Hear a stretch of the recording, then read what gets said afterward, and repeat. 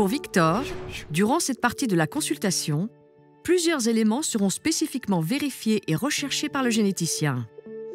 Notamment seront vérifiés le nombre de frères et sœurs de l'enfant et leur statut, la présence d'autres malformations ou de troubles neurocognitifs chez d'autres membres de la famille, l'accès au dossier clinique de son cousin.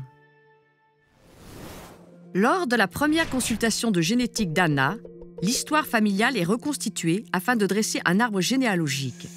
Le grand-père maternel d'Anna a eu un cancer du côlon à l'âge de 67 ans. Il n'y a pas d'autres éléments familiaux suggérant une polypose familiale. Le grand-père d'Anna a autorisé l'accès à son dossier médical pour confirmer le type histologique de son cancer et rechercher un lien éventuel avec la maladie de sa petite-fille.